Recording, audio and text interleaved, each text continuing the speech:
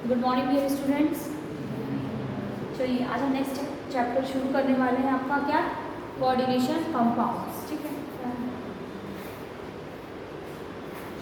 चलो ठीक है, आवाज़ चलो कोऑर्डिनेशन कंपाउंड शुरू करेंगे हम लोग। देखिए कोऑर्डिनेशन कंपाउंड्स क्या होते हैं उसको जानने से पहले आपको ये भी जानना ज़रूरी है कि कुछ टर्मिनोलॉजीज, इंट्रोडक्शन थोड़ा सा उसका। ठीक है, डायरेक्टली कोऑर्डिनेशन कंपाउंड क्या है वो निकालना है, पहले आपको क्या होती हैं चीज़ें, कैसे कोऑर्डिनेशन कंपाउंड आपका बनता है वो जानेंगे। देखो तो कोऑर्डिनेशन कंपाउंड का जो एक रहता है कि हम बोलते हैं कोऑर्डिनेशन कंपाउंड है दैट इज लाइक ए आपका जो ट्रांजिशन एलिमेंट्स होते हैं, ट्रांजिशन एलिमेंट्स यानी कि आपके जो डी ब्लॉक के एलिमेंट्स होते हैं वो आपका लिगेंड्स के साथ, ठीक है अभी हम बताएंगे लिगेंड्स क्या होते हैं, वो आपका लिगेंड्स के साथ वो कैटायनिक हो सकता है, वो एनायनिक हो सकता है, वो न्यूट्रल भी हो सकता है, उसके साथ कोऑर्डिनेट बॉन्ड का फॉर्मेशन करते हैं।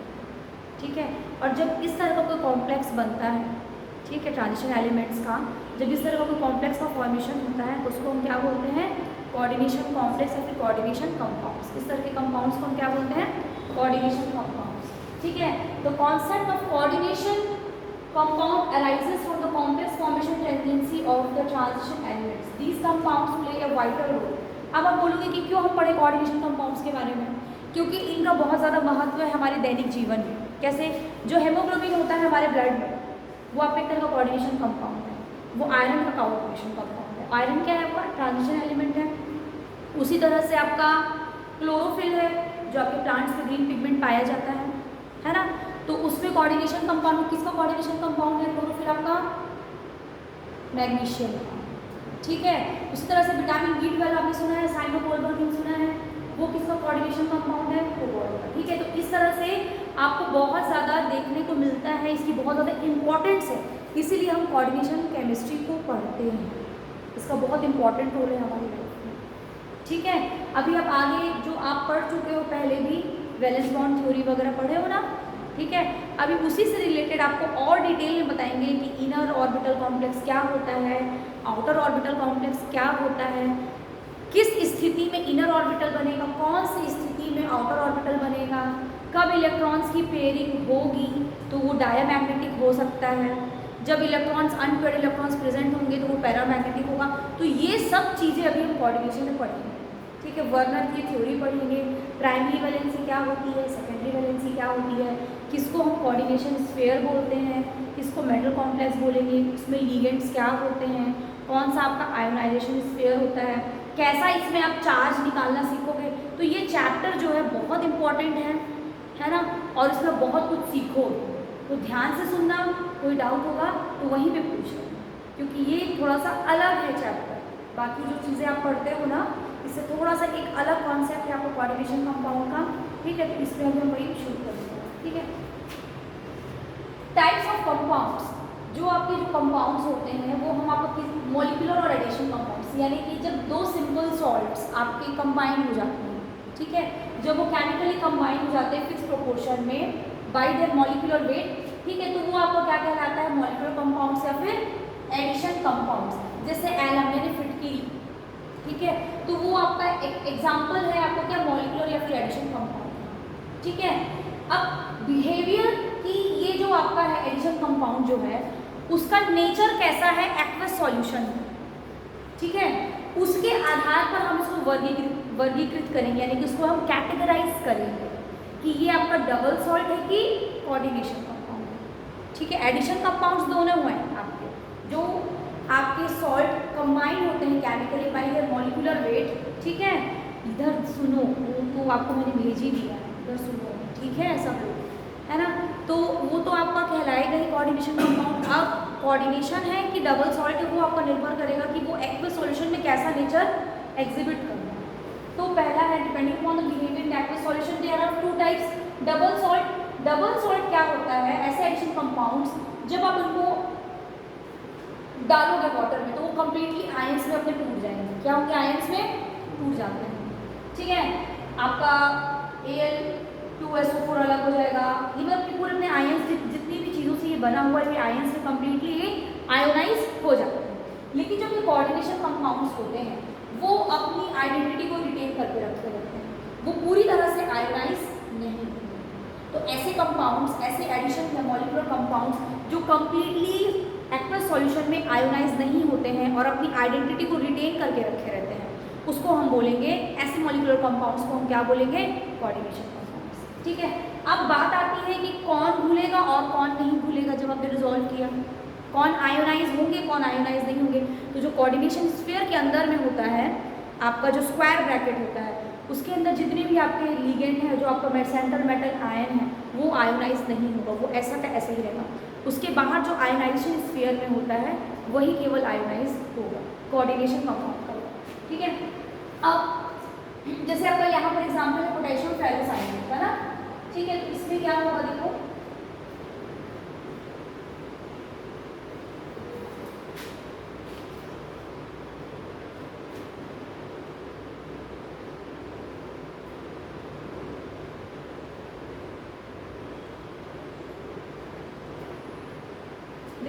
जैसे कोऑर्डिनेशन कंपाउंड है तो पोटेशियम फेरोसाइनाइड है। ठीक है, तो ये जो है आपका FeCN6, ये आपको कहलाता है कोऑर्डिनेशन एंटिटी है आपका ये। ठीक है, जब आप इसको डिसॉल्व करोगे तो ये एक आपका फेरोसाइनाइड आयन में रहेगा। इसमें से मतलब आपका आयरन और साइनाइड अलग अलग नहीं होगा, ये साथ में रहेगा। बाहर में जो आपका पोटेशियम है केवल वही आपका क्या होगा, अलग। बात समझ में आ रही है ना? ठीक, अब आती है बात होमोलैप्टिक और हेटेरोलैप्टिक कॉम्प्लेक्सेस में। होमोलैप्टिक यानी कि जब लिगेंड्स एक ही जैसे है ना, देखो जैसे यहाँ पर आपका क्या है CONH3 6 है ना, तो यहाँ पर आपका क्या है NH3 है ना, आपका एमीन है। ठीक है, यानी कि ये 6 के 6 पूरे क्या है आपके एमीन है, जो कि आपके कोवॉल्ट से क्या है जुड़े हुए हैं, कोऑर्डिनेशन में है। ठीक है, तो ये हो गया होमोलैप्टिक कॉम्प्लेक्स। हेटेरोलैप्टिक में क्या होगा, आपके अलग हो सकते हैं, ई और क्लोरीन दो अलग अलग आ गए है ना। तो ये एग्जांपल किसका हो गया, आपका हेटेरोलैप्टिक कॉम्प्लेक्स का हो गया। मतलब ऐसे कॉम्प्लेक्स जिसमें लिगेंड्स सेम नहीं होंगे, आइडेंटिकल नहीं होंगे, वो आपके कहलाएंगे क्या, हेटेरोलैप्टिक। होमोलैप्टिक यानी कि पूरे लिगेंड्स जितने भी जुड़े हुए हैं आपके कोऑर्डिनेशन कंपाउंड, कोऑर्डिनेशन जो फॉर्म कर रहा है आपका सेंट्रल मेटल आयन से, वो आपका क्या है, सेम है, तो होमोलैप्टिक। अगर अलग अलग लिगेंड्स हैं तो हेटेरोलैप्टिक। ठीक है, आगे देखो, इस चीज को समझो। अब हम इसमें क्या क्या चीजें जो मैंने भी टर्मिनोलॉजीज यूज की ना, वही आपको एक्सप्लेन करने जा रही हूँ कि किसको हम क्या बोलेंगे। ठीक है, कॉम्प्लेक्स आयन या फिर कोऑर्डिनेशन स्फीयर।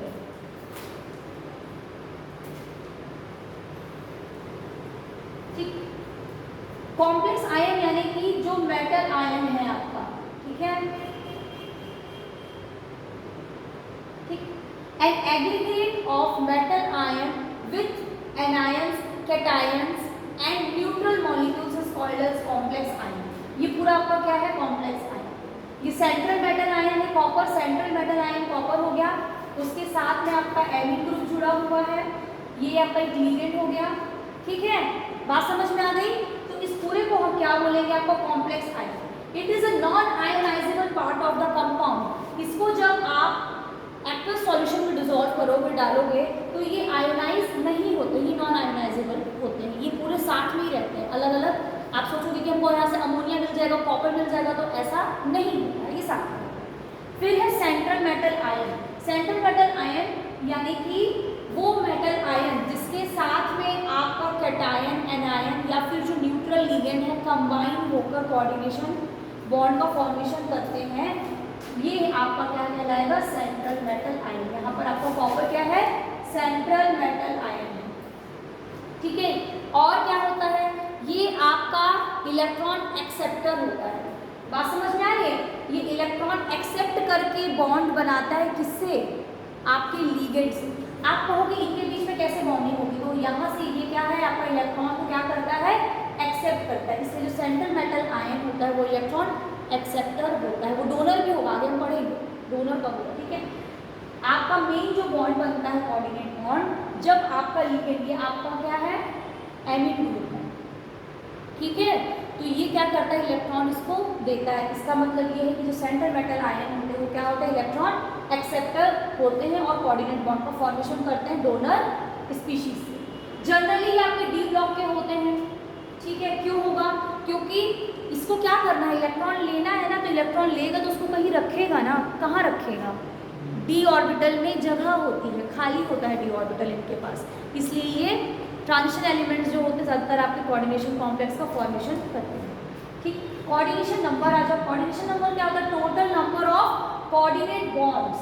टोटल कितने कोऑर्डिनेट बॉन्ड बने हैं आपके सेंट्रल मेटल आयन और डोनर स्पीशीज के बीच में, उसको हम क्या बोलेंगे? Coordination number. याद रखना, इन टर्मिनोलॉजीज को याद रखिएगा। फिर है आयोनाइजेशन स्फीयर। कोऑर्डिनेशन स्फीयर के बाहर जो होता है आपका, ये कहलाता है आयोनाइजेशन स्फीयर। क्या कहलाएगा?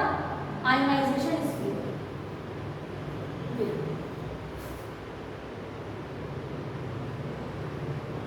ये है आपका आयोनाइजेशन स्फीयर, जिसमें आपका SO4 ये आयोनाइज हो जाता है, ये बाहर है ना आपके, ठीक है, तो ये क्या हुआ? कोऑर्डिनेशन स्फीयर के बाहर में, तो ये आयोनाइज हो जाता है। Next oxidation state. Oxidation state क्या होता है? It is a number which represents the electrical charge on the central metal atom of the complex। Oxidation state की बात होती है जब, तो कहने का मतलब है यहाँ पर हम सेंट्रल मेटल आयन की बात कर रहे हैं, ऑक्सीडेशन स्टेट। ठीक है, इसको कैलकुलेट करना भी सिखाएंगे। जैसे यहाँ पर अगर हम बात करते हैं आयरन की, FeCN6 कॉम्प्लेक्स के चार्ज है 4 तो उसका चार्ज कैसे निकालोगे आप? ये जो होता है आपका स्ट्रॉन्ग लिगेंड होता है, लेकिन इसका चार्ज कितना होता है साइनाइड का, Cn का -1 होता है। तो यानी कि Fe का ले लो x plus -1 into 6 is equals to -4, x -6 is equals to -4, x is equals to इधर चला गया आपका 6, that means 6 -4, that means x is equals to +2। इस तरह से चार्ज जो है ऑक्सीडेशन स्टेट जो है वो निकाला जाता है। ठीक है, उसके लिए आपको कुछ नहीं करना है, आपको यहाँ का ये जो है लिगेंड का चार्ज आपको पता होना चाहिए। ठीक है, समझ में आया है ना? वो प्रैक्टिस करोगे तो निकल जाएगा, बहुत इजी रहता है, it's not a tough thing to do. Next you come to the charge on the complex ion. Total charge donor species का, यानी कि आपका इसका और आपका सेंट्रल मेटल आयन का, उसको जब आप ऐड कर देते हो तो कॉम्प्लेक्स के ऊपर जो चार्ज आता है, ठीक है, जिसमें यहाँ पर +3 कॉम्प्लेक्स पे चार्ज यहाँ पर क्या है +3, यहाँ पर क्या है -4 है ना। तो जो चार्ज आपका कॉम्प्लेक्स आयन पे रहता है उसको हम क्या बोलते हैं? Charge on the complex ion. ठीक है,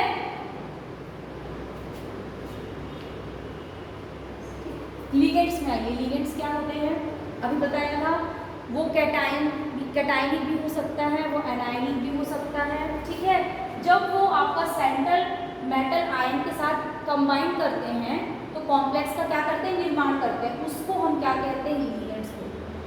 ठीक है, द एनायंस, कैटायंस और the neutral molecules which combine with the metal ion, ठीक है, to form the complex is called as ligands. ये क्या काम करते हैं? आपका इलेक्ट्रॉन देने का काम करते हैं ना, तो इसको हम क्या बोल सकते हैं? आपके लुईस बेसिस होते हैं। ठीक, number of electron pair donated by the ligand to the central atom is equal to its density. Density यानी क्या? दांत, ऐसे याद रखना। जितना पेयर वो करेगा डोनेट, उतनी उसकी डेंसिटी होगी। 1 करेगा तो 1, 2 करेगा तो 2। ठीक है, ऐसे आप लिगेंड्स भी देखोगे जो बहुत सारे इलेक्ट्रॉन अपने एटम से, अलग अलग एटम से बहुत सारे इलेक्ट्रॉन को डोनेट कर देते हैं और रिंग का फॉर्मेशन करते हैं, चिलेशन का फॉर्मेशन, चिलेशन हो जाता है। ठीक है, वो भी आप देखोगे। नेमिंग ऑफ लिगेंड्स, नाम कैसे रखोगे लिगेंड्स का? ठीक है, तो अगर आपका एनायनिक लिगेंड है तो आपको क्या लगाना है? सफिक्स O लगाना है। एनायनिक है तो O लगाना है, कैटायनिक है तो EM लगाना है, याद रखना। ठीक है, याद हो गया? कैटायनिक है तो EM लगाना है, IUM, एनायनिक है तो O लगाना है। जैसे क्लोरो, फ्लोरो, Cl-, F-, ये कैसे हो गए आपके? एनायनिक हो गए ना। ठीक है, फिर EM किस में लगाओगे? कैटायनिक वाले में लगाओगे। ठीक है, आगे आ जाओ। अभी एग्जाम्पल से आगे जो है उसके एग्जाम्पल से इसमें क्या लगाओगे, है ना। ठीक है, classification of ligand on the basis of the density. ये जो लिगेंड्स हैं आपके यहाँ पर देखिएगा, ये क्या है आपके न्यूट्रल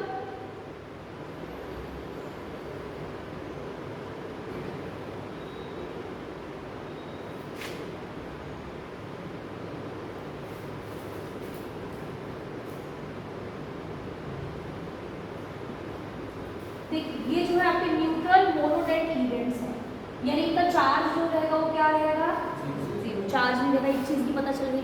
और ये कैसे होते हैं, मोनोडेंट होते हैं ये लिगेंड्स, ठीक है। तो amine, aqua, nitrosyl, phosphine, PPH three, triphenyl phosphine, तो ये कुछ नाम दिए हुए हैं। कार्बोनिल, ये बहुत ज़्यादा आपको कॉमनली यूज़ किया जाता है। फिर क्या है, थायोकार्बोनिल है ना। तो ये नाम दिए हुए हैं लिगेंड्स के कि आप उनको किस नाम से बुलाओगे। ये नाम याद करना ज़रूरी है, क्योंकि जब आप नॉमेनक्लेचर करेंगे ना तो उसकी ज़रूरत वहाँ पर इसकी ज़रूरत पड़ती है। इसलिए नाम को जो है याद करिए, आपस में एक दूसरे से पूछिए भी कि इसका नाम क्या है, उसका नाम क्या है। नाम गलत लिखेंगे अगर गलत ऑप्शन में आपने टिक कर दिया तो वो पूरा नंबर चला जाएगा, है ना। So you learn it and ask from your friends, ठीक है। उसके बाद है कैटायनिक मोनोडेंट लिगेंड। देखो कैटायनिक बताया था ना, ईएम लगाना है, IUM, तो सब में आपको आखिर में ईएम देखने को मिलेगा।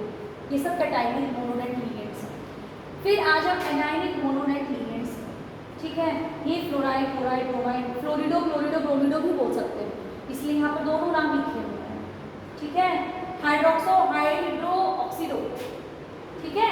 ये सब नाम आपके क्या हैं, आखिर में क्या रहेगा, सबके क्या है, देखो O लगा हुआ है ना। तो एनायनिक लिगेंड्स में O रहेगा, कैटायनिक लिगेंड्स में EM रहेगा, है ना। नाम याद कर लीजिए, भेज दिया है मैंने, पहले ही भेज दिया था परसों, तो you just learn it, it's important. आगे बढ़े, है ना।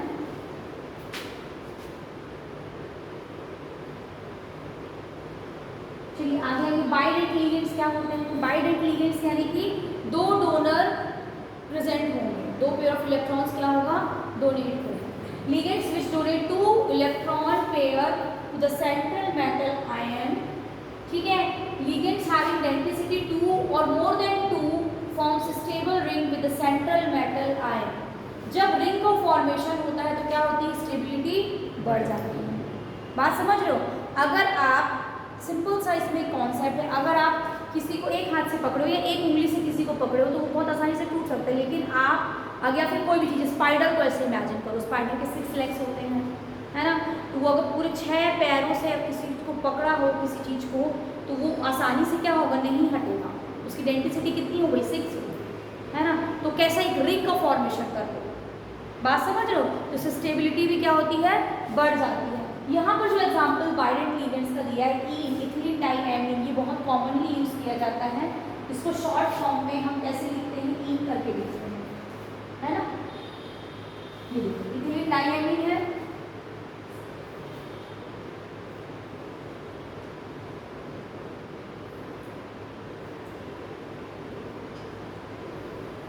ठीक है, जिसको आप कैसे लिखते हो, ई, ठीक है। ये डाइपाइरिडिन है, यानी कि पायरॉल के आपके क्या है, पाइरिडिन के आपके क्या है, 2 है ना, 2 रिंग्स बने, तो क्या बोलोगे, डाइपाइरिडिन, यानी DIE1, है ना। ठीक है। फिर ऑक्सलेटो को OX से दिखाते हैं। ये सब कौन से लिगेंड है, आपके बाइडेंट लिगेंड है, याद रखिएगा। यहाँ पर ये जो शो कर रहा है, ये डोनर शो कर रहा है कि कहाँ से इलेक्ट्रॉन को वो डोनेट करेगा। किसको डोनेट करेगा, इलेक्ट्रॉन। ये इलेक्ट्रॉन किससे डोनेट करेगा, किसको डोनेट कर रहा है, सेंट्रल मेटल आयन को इलेक्ट्रॉन ये दे रहा है, ठीक है। ये सब क्या है आपके लिगेंड्स। यहाँ पर देखो क्या है, आपका एमीन ग्रुप है ना। यहाँ से नाइट्रोजन के पास से जाते हैं, यहाँ भी नाइट्रोजन, यहाँ पर आपका क्या है, ऑक्सलेटो, ठीक है। ये देखो यहाँ से, है ना। पॉलीडेंट लिगेंड्स में क्या होगा आपका, पॉलीडेंट लिगेंड आपके जब आपके 2 से ज़्यादा होंगे इलेक्ट्रॉन डोनेशन के लिए, वहाँ पे ग्रुप्स प्रेजेंट होंगे, that will be your Polident. जैसे डाई, ठीक है, डाइइथिलीन ट्राइएमीन, ठीक है, ये आपका क्या है, ट्राइडेंट लिगेंड है, ठीक है। जैसे यहाँ पर क्या था, इथिलीन डाइएमीन था, 2 एमीन ग्रुप था, 2 नाइट्रोजन था, तो 2 पेयर ऑफ इलेक्ट्रॉन्स आ रहे थे। यहाँ पर आपका क्या है, देखो एक ये है, एक ये है और एक ये है, तो ये तीनों क्या कर रहे हैं, यहाँ पर डोनेशन कर रहे हैं।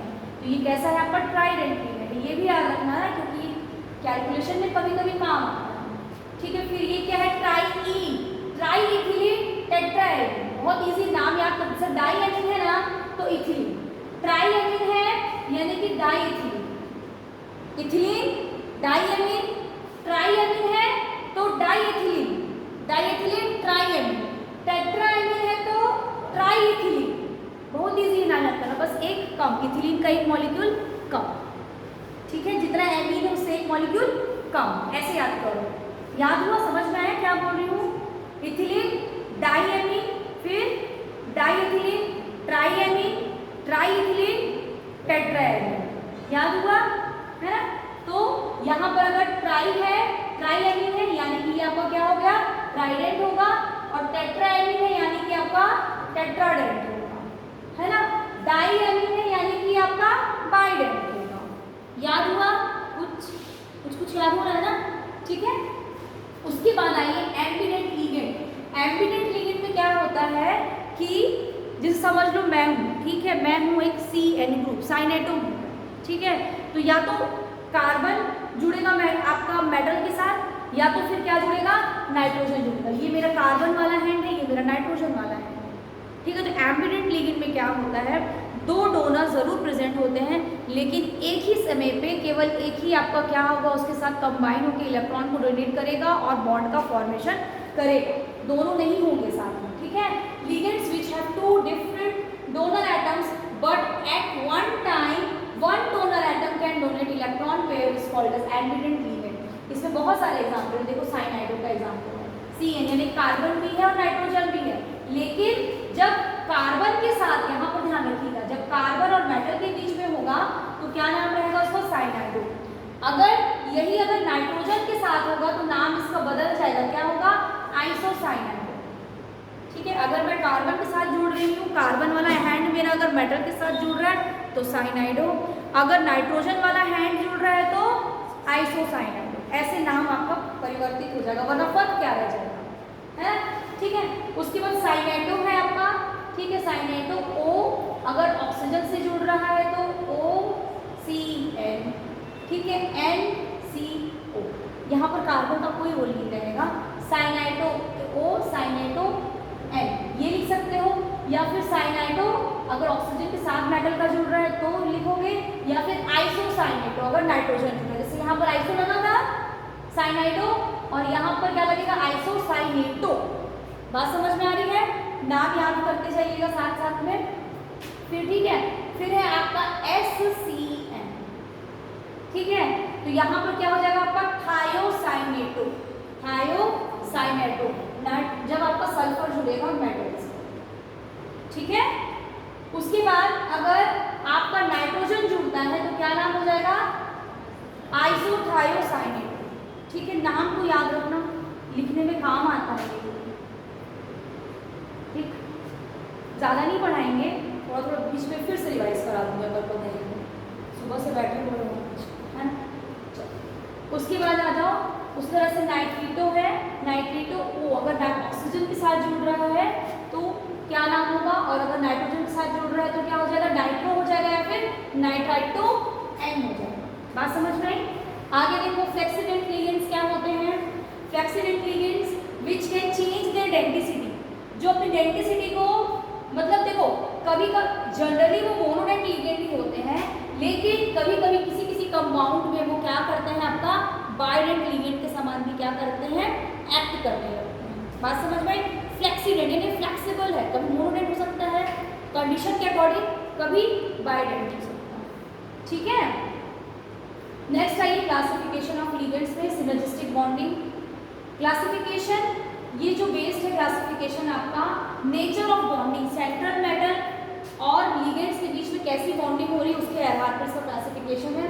क्लासिकल लिगेंड्स यानी कि जो सिंपल आपको क्या करते हैं, लिगेंड्स जो आपके इलेक्ट्रॉन पेयर को डोनेट कर देते हैं सेंट्रल मेटल आयन को, वो आपके नॉर्मल या फिर क्लासिकल लिगेंड्स में आएंगे, और इससे क्या होगा, आपका कोऑर्डिनेट सिग्मा बॉन्ड का फॉर्मेशन होगा, जैसे OH minus, NH2 minus, Cl minus, O2 minus. ठीक है, नॉन क्लासिकल या फिर पाई एसिड या pi acceptor ligands, ligands which donate electron pair to the central atom, donate तो कर रहे हैं ठीक है। बट साथ में क्या करते हैं वो मेटल, जो सेंट्रल मेटल आयन है उससे इलेक्ट्रॉन ले भी लेते हैं, तो उसको हम क्या बोलते हैं, पाई एसिड या पाई एक्सेप्टर लिगेंड। मतलब बात समझो, मैं एक लिगेंड हूँ, यहाँ पर एक मेटल आयन है, मैंने उसके साथ बॉन्ड तो बनाया कोऑर्डिनेट बॉन्ड। अब कोऑर्डिनेट बॉन्ड मैंने बनाया लेकिन उसके पास नेगेटिव चार्ज बहुत ज़्यादा हो गया है, बात समझ रहे हो, तो उसके डी ऑर्बिटल में जो इलेक्ट्रॉन होगा तो वो क्या करेगा, वो मुझे देगा। बात समझ रहे हो, है ना। जब इसके पास मेटल आयन के पास इलेक्ट्रॉन बहुत ज़्यादा हो जाएगा तो वो क्या करेगा, मेरे साथ दूसरा एक और बॉन्डिंग करेगा, ठीक है, पाई बॉन्डिंग करेगा, पाई इलेक्ट्रॉन सबने मुझे देगा, ठीक है। तो वो डी पाई भी हो सकता है, वो पी पाई भी हो सकता है, तो वो इलेक्ट्रॉन मुझे देगा, तो मैं क्या कहलाऊंगी, पाई एक्सेप्टर, ठीक है, पाई एक्सेप्टर लिगेंड्स या फिर पाई एसिड। क्योंकि पाई एसिड क्यों कहलाएगा, क्योंकि एसिड की भी टेंडेंसी क्या होती है आपकी, इलेक्ट्रॉन एक्सेप्टर, इसलिए पाई एसिड भी मुझे बोल सकते हो, पाई एक्सेप्टर भी बोल सकते हो। तो इस तरह के भी लिगेंड्स जो कोऑर्डिनेट बॉन्ड बना रहे हैं, इलेक्ट्रॉन दे रहे हैं, जिसमें सिग्मा बॉन्ड का फॉर्मेशन तो होता ही है, साथ में बैक बॉन्डिंग भी होती है। क्या होती है, बैक बॉन्डिंग, जिसको हम पाई एक्सेप्टर लिगेंड्स या फिर पाई एसिड लिगेंड्स में देखने को हमको मिलता है। इसमें एग्जाम्पल देखो क्या होगा आपका, CO, NO+, ये सब जो लिगेंड्स के नाम लिखे हुए हैं ये आपके क्या होते हैं, पाई एक्सेप्टर लिगेंड्स होते हैं। अब ये भी आपके दो तरह के होंगे, ठीक है, दो तरह के कैसे होंगे, सिग्मा डोनर, पाई एक्सेप्टर लिगेंड्स। इसमें देखो यहाँ पर जो एग्जाम्पल दिया हुआ है आपका कार्बोनिल का दिया हुआ है, CO का दिया हुआ है, इसको समझो।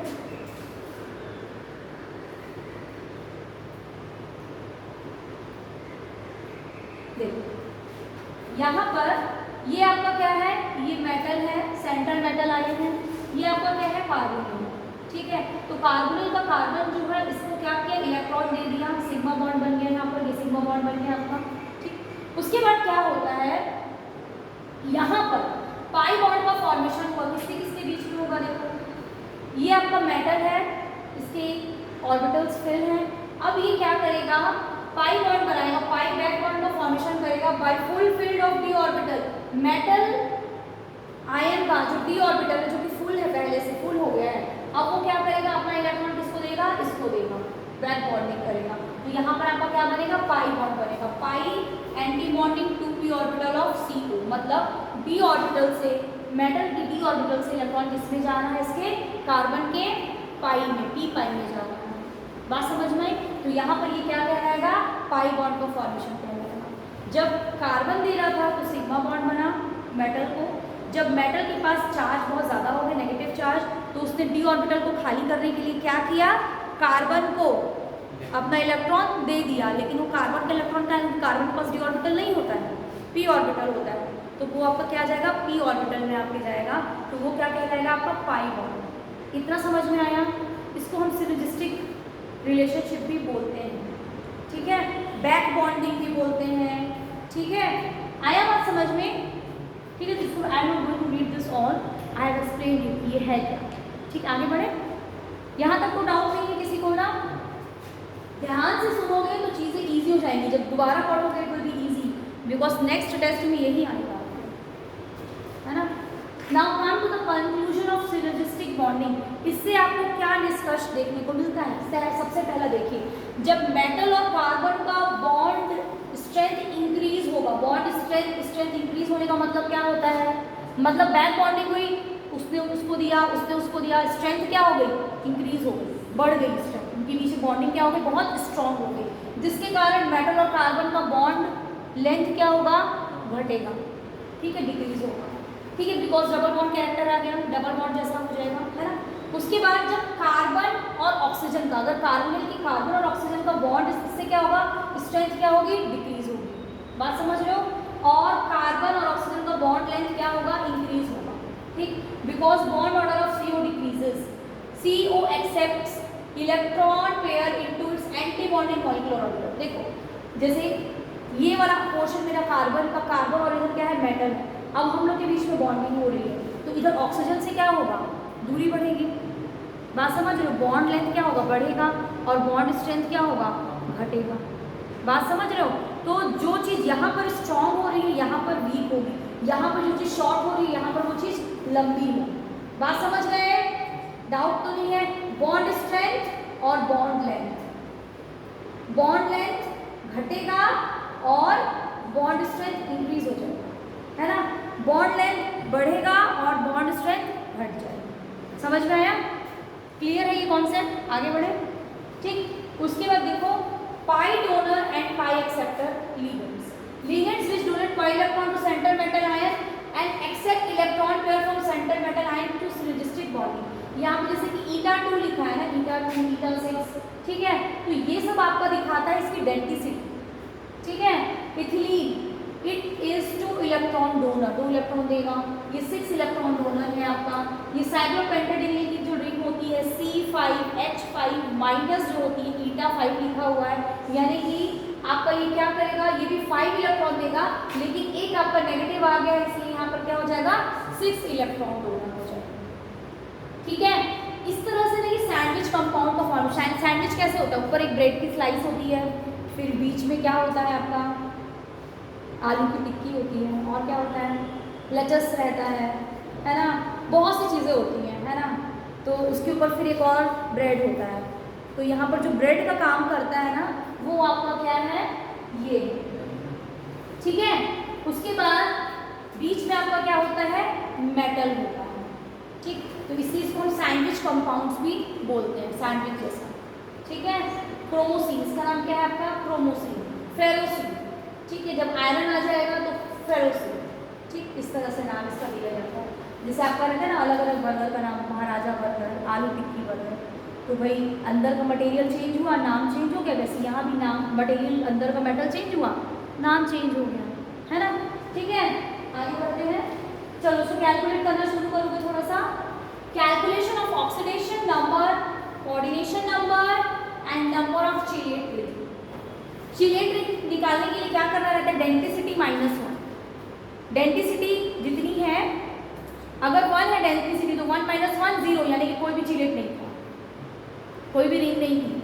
डेंसिटी अगर 5 है, ठीक है, तो 5 - 1 दैट मीन्स 4, ठीक है। उस तरह से आप चिलेशन रिंग का नंबर निकालते हो, ठीक। कोऑर्डिनेशन नंबर क्या होता है बताया था मैंने, total number of coordinate bond formed between the metal ion and ligand. Ligand और मेटल आयन के बीच में जो total number of coordinate bond होता है उसको हम कोऑर्डिनेशन नंबर बोलते हैं। ऑक्सीडेशन नंबर ही बताया था कि क्या होता है, टोटल चार्ज जो आपका सेंटर मेटल आयन में रहेगा। तो इसमें से हम 1-2 एग्जाम्पल बता दे रहे, बाकी आप और एग्जाम्पल्स को करिएगा, मैं खुद भी आपको दे दूंगी एग्जाम्पल्स करने के लिए, ठीक है।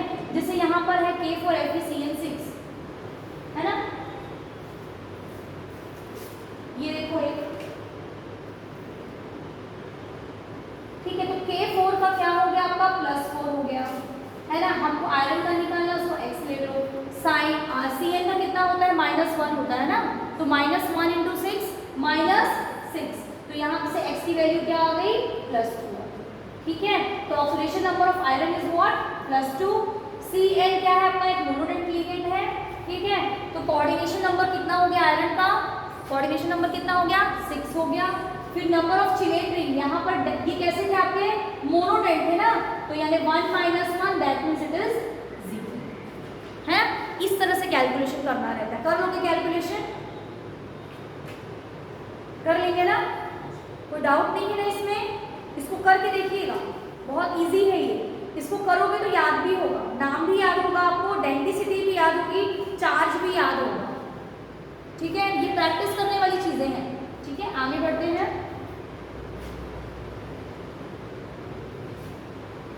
नेक्स्ट आ जाइए। नेक्स्ट है IUPAC नेम का, और इसका आप नामकरण कैसे करते हो कोऑर्डिनेशन कंपाउंड, ठीक है। बहुत इजी है कोऑर्डिनेशन कंपाउंड्स का नाम लिखना, कैसे होगा देखो, ये आपका एल्फ्रेड वर्नर ने सजेस्ट किया था इसका नॉमेनक्लेचर। सबसे पहले क्या करना है आपको, कोऑर्डिनेशन कंपाउंड का तो पॉजिटिव साइड होता है, ठीक है।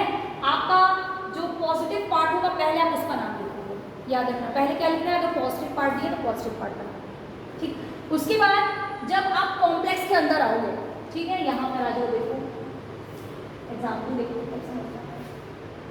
है ना, जैसे ये है, ठीक। तो पहले हमने किसका नाम कर दिया, पहला हमारा क्या है कि पहले हमको पॉजिटिव पार्ट का नाम लिखना है, यानी पॉजिटिव पार्ट इसमें क्या था, देखो इधर बेटा पोटेशियम, तो हमने पोटेशियम लिख दिया, ठीक। अब बात आती है इसके अंदर का नाम कैसे लिखना है, तो आपको पहले क्या करना है, पहले आपको लिगेंड का नाम लिखना रहता है, उसके बाद आपको मेटल आयन का नाम लिखना रहता है।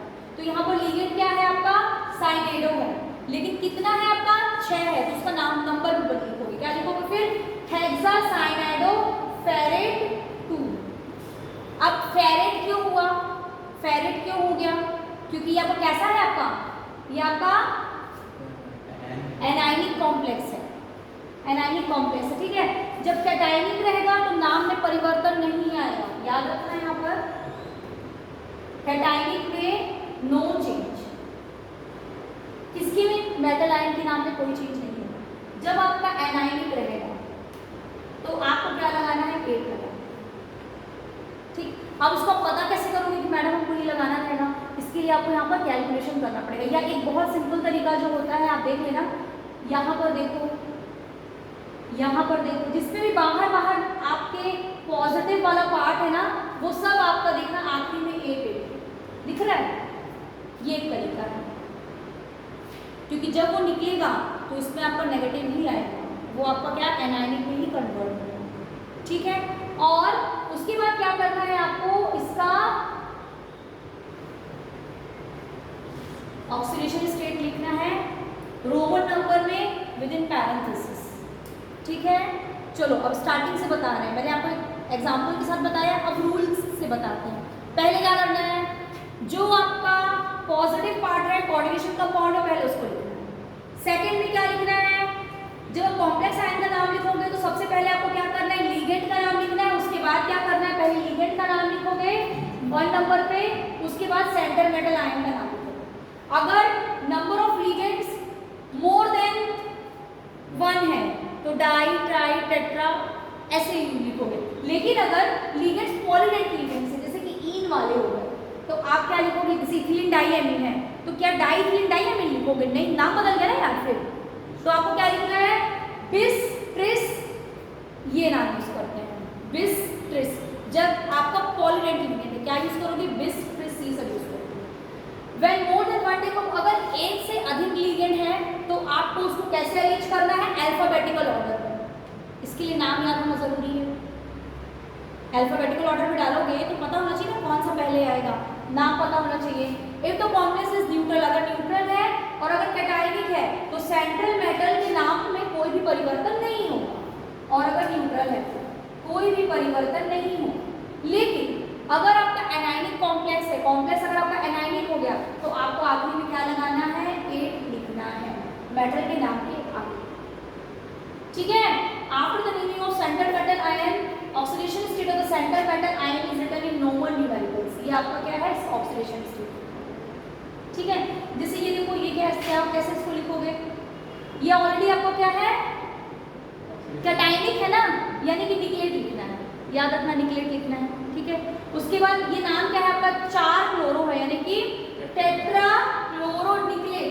अब यहाँ पे आपको चार्ज निकालना है, तो चार्ज कैसे निकालोगे, बहुत सिंपल है, मेटल आयन पे कॉम्प्लेक्स आयन पे -2 चार्ज है, जिसका निकालना है उसका x ले लो, और फ्लोरीन का कितना होता है आपका -1, -1 × 4 -4 है ना, तो x = -2 + 4, कितना आ गया, x = +2,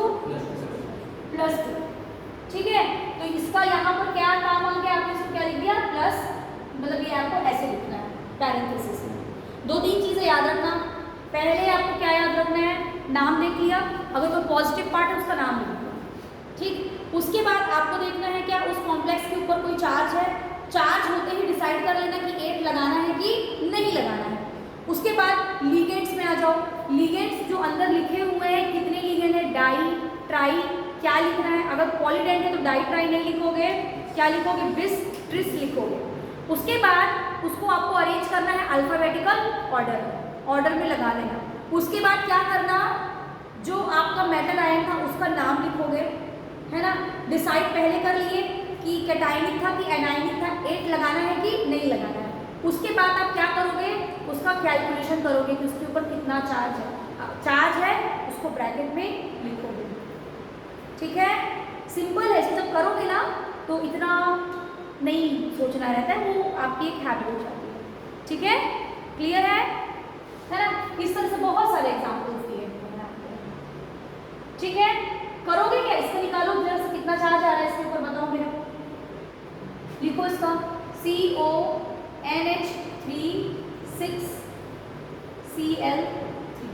चलो लिखो इसका क्या होगा। हाँ नॉमेनक्लेचर तो लिखा हुआ है, ठीक है। कोबाल्ट का चार्ज निकालो,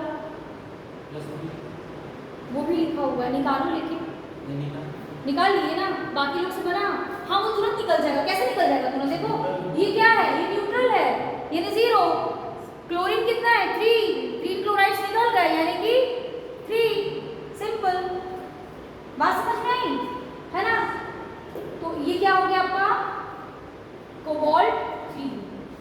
कोबाल्टेट नहीं लिखोगे, कोबाल्ट ही लिखोगे, क्योंकि ये आपका क्या है, कैटायनिक ही है।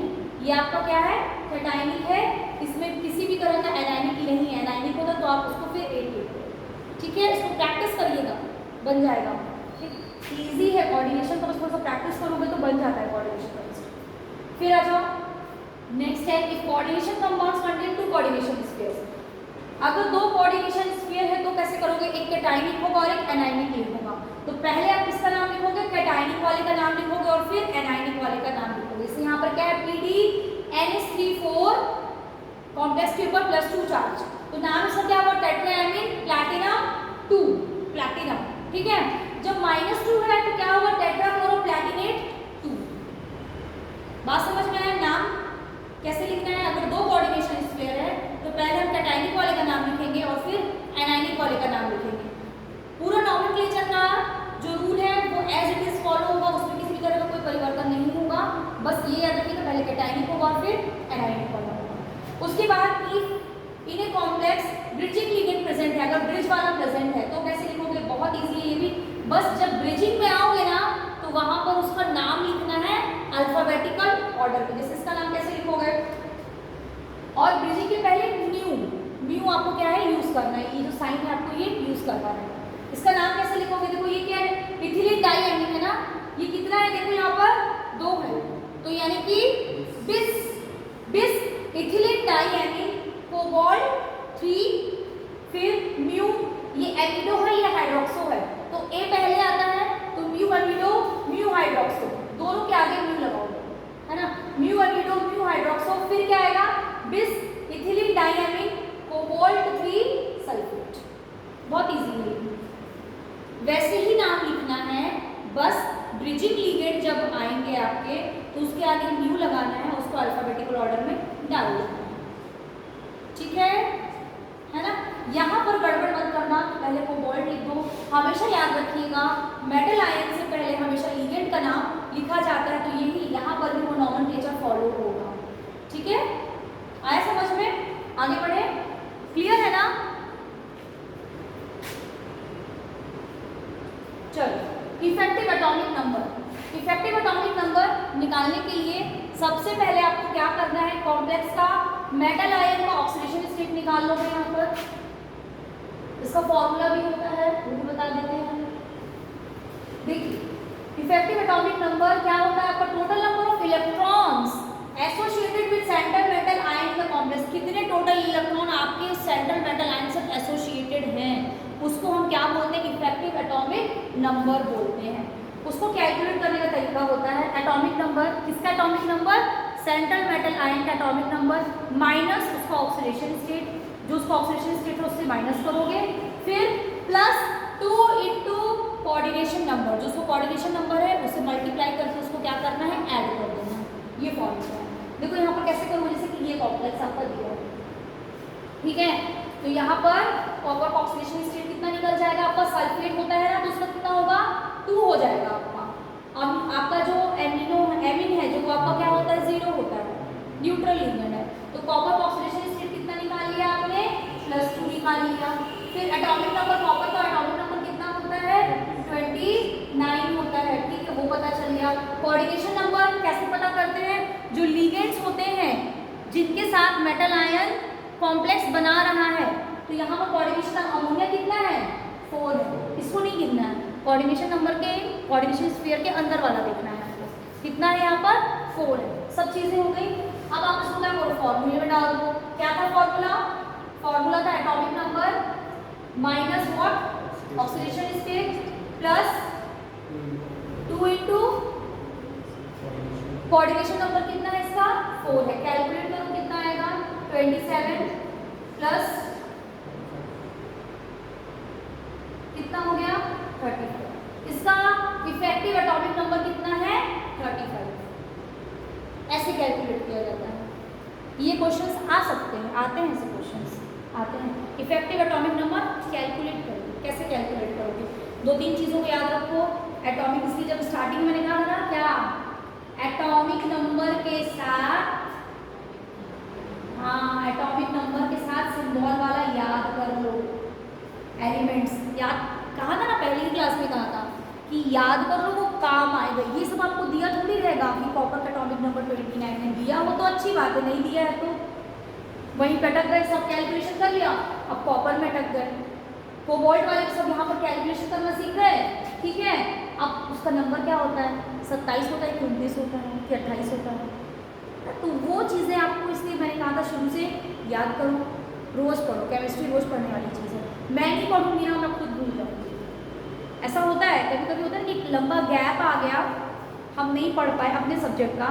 ये तो खैर आपका बेसिक है, इसमें नहीं होती हैं गलतियाँ, बट जब हम अपना खुद का पढ़ते हैं तो लंबे टाइम तक नहीं पढ़ा, कुछ स्पेक्ट्रोस्कोपी पढ़ रहे थे, लंबे टाइम तक नहीं पढ़ा, भूल गए। NMR का सिग्नल भूल गए, मोसर स्पेक्ट्रोस्कोपी भूल गए, प्रिंसिपल याद है बट उसको कैलकुलेट कैसे करोगे, कैलकुलेशंस भूल जाओगे। तो ये सबके साथ होता है, इसलिए इसको रेगुलरली पढ़िए, है ना।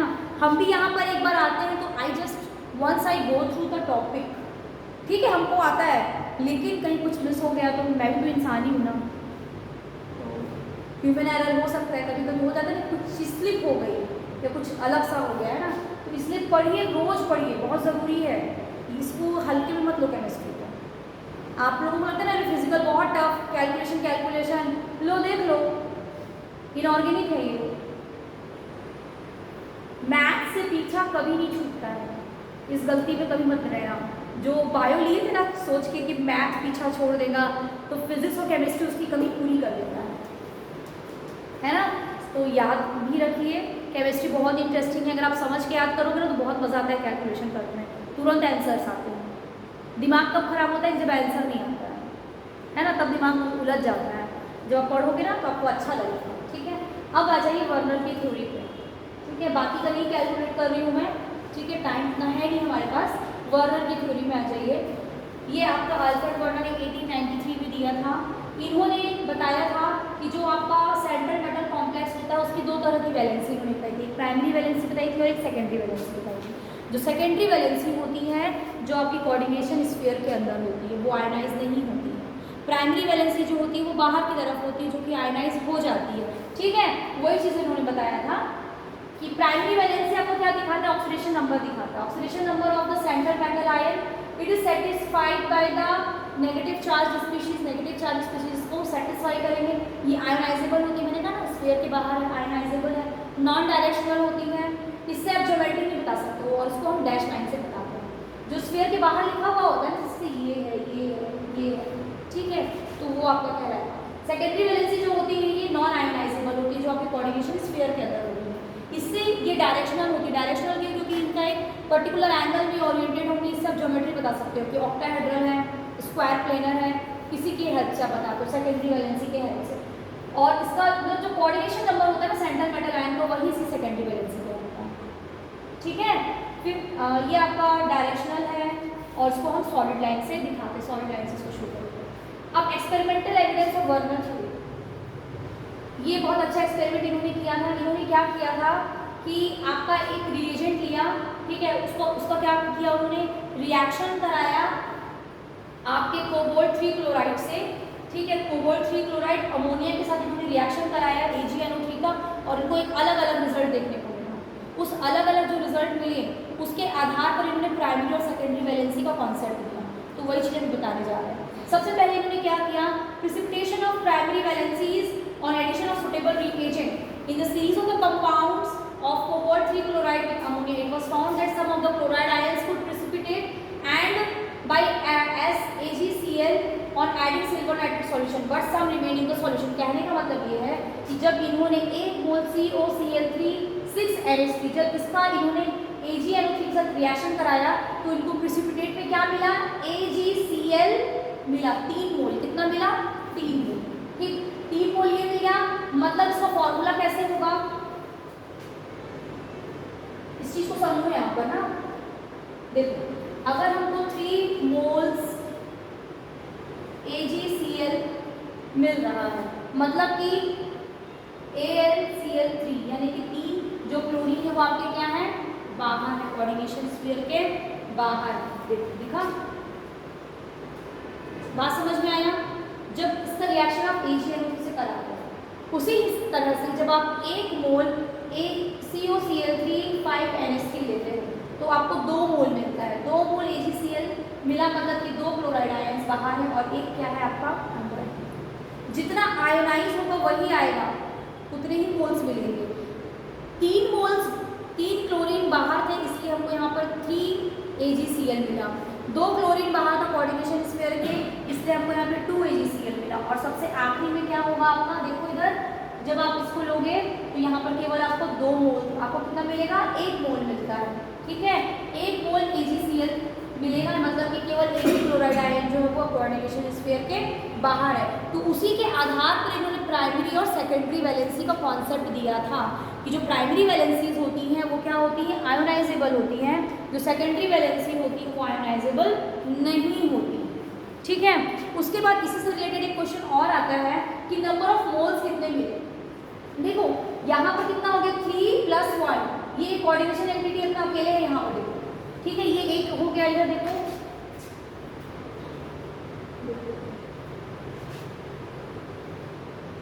ठीक है। यहाँ पर देखो क्या है आपका, ये 3 हो गया, 3Cl मिल गया और एक आपका क्या है CONH3 यानी कि 3 ये और 1 ये, कितना हो गया टोटल 4 मोल आयंस के मिले। ये चीज समझ में आई? जब 2 Cl मिलेगा तो 2 + 1 यानी कि 3, जब 1 Cl मिला तो 1 + 1। बात समझ में आई? देखो यहाँ पर लिखा हुआ है 2 मोल, 1 Cl और 1 ये पूरा, ये तो अलग पूरा टूटता ही नहीं है, बताया था ना, है ना। तो ये आपका क्या होगा 2 मोल। तो अगर आप बात करते हो इलेक्ट्रिकल कंडक्टेंस की, इन सबको अगर आप कंपेयर करते हो कि इलेक्ट्रिकल कंडक्टेंस किसका ज़्यादा होगा, तो इलेक्ट्रिकल कंडक्टेंस किसका ज़्यादा होगा आपका, जिसमें नंबर ऑफ मोल्स आयन की क्या होंगे, ज़्यादा होंगे। इलेक्ट्रिकल कंडक्टेंस क्या होता है, मूवमेंट ऑफ द आयन्स, उसी से इलेक्ट्रिकल कंडक्टिविटी होती है ना। तो जितने ज़्यादा आयन्स होंगे उतना ज़्यादा मूवमेंट होगा, है ना। तो जितने ज़्यादा मोल्स आपको मिलेंगे उसकी इलेक्ट्रिकल कंडक्टेंस क्या होगी, ज़्यादा होगी। तो यानी कि ये वाला जो था जिसमें आपको 3 Cl मिला था और एक आपका CONH3 था, उसकी मोलर कंडक्टेंस ज़्यादा होगी, फिर उसकी इससे कम और इसकी सबसे कम। नंबर ऑफ मोल्स पर ये निर्भर करता है ना, क्योंकि ये सब आयन्स है ना, ठीक है। आगे बढ़िए, आगे देखते हैं वैलेंस बॉन्ड थ्योरी। हाँ, यहाँ से अब मेन कोऑर्डिनेशन जो है, अभी तक तो हम बस खेल रहे थे थोड़ा सा कि क्या क्या क्या है। अब यहाँ से आपका शुरू होता है कि कब लो स्पिन होगा, कब हाई स्पिन होगा, है ना। डर रहे हो क्या, ज़्यादा हो जा रहा है? 5 मिनट का ब्रेक दे दूँ क्या, 5 मिनट का ब्रेक दे दूँ? नहीं, आगे कंटिन्यू करें ना, ठीक है। चलो वैलेंस बॉन्ड थ्योरी में आ जाइए। वैलेंस बॉन्ड थ्योरी आपकी ये लिनस पॉलिंग ने दिया था। इसमें मेन जो एप्लीकेशन आपका होता है, जो बॉन्ड फॉर्मेशन में इसका यूज़ किया जाता है, मेटल आयन जो है वो आपका क्या है, इलेक्ट्रॉन एक्सेप्टर है, हमको पता है, ठीक है। अब यहाँ पर बात आती है कि कब वो आपका इनर ऑर्बिटल बनाएगा और कब आपका वो आउटर ऑर्बिटल कॉम्प्लेक्स बनाएगा, वो चीज़ यहाँ पर आ जाती है। Metal ion when forms a complex compound undergoes formation of coordinate bond. During the formation of the bond, the metal ion acts as electron pair acceptor.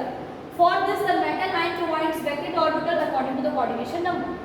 These vacant orbitals undergoes hybridization. The vacant hybrid orbitals of metal ions get overlap. मतलब यहाँ पर बताया गया है कि कब overlapping होगी, ठीक है। ओवरलैपिंग होती है, हाइब्रिडाइजेशन होता है, बॉन्ड फॉर्मेशन होता है। यहाँ पर मेन चीज़ जो हमको देखनी है, इनर ऑर्बिटल और आउटर ऑर्बिटल कॉम्प्लेक्स को देखना है। देखिए, जब आपका लिगेंड स्ट्रॉन्ग होगा, स्ट्रॉन्ग लिगेंड, तो वो क्या करता है आपका, वो पेयरिंग करता है। किसकी पेयरिंग की बात हो रही है, इलेक्ट्रॉन की पेयरिंग करता है, धकेल देगा इलेक्ट्रॉन को। वीक लिगेंड होगा